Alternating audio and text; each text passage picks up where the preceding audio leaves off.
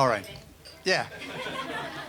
So just very briefly, I just wanted to quickly recount to you how we came in contact with Dave. Dave had been on to Claire, our manager, for us to come and play here whenever the frames were through, and it always seemed to sort of just not work out.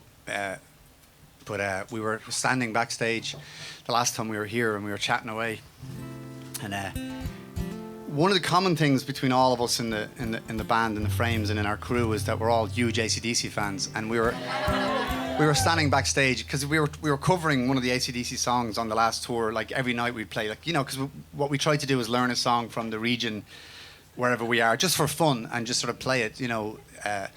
And we were learning an AC/DC, but we were talking away, and Dave and Elaine were backstage, and we were in the middle of the conversation, and I turned to Dave and I said, "What's your favourite AC/DC album?" And he was like, "Oh, that's a tough subject for me." And we were like, "Oh, really?" And he was like, yeah. And then Elaine was like, "Go on, tell them." And he was like, "No." He was like, "No, I don't. I got." And she was like, "Go on, tell them." And he says, "Bon Scott was my dad," which was fucking.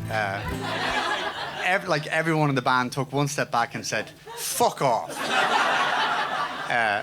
It was incredible, and then of course we looked at Dave again, and it was like, "Oh Jesus, yes you are," and it was like we were just fucking floored, and suddenly we were the biggest fans of his in the world, and he's like, "So you're coming to play my store?" We're like, "Yeah, of course."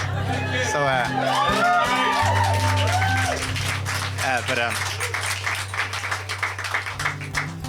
that sounds kind of crass on our behalf, but since then we've become really good friends.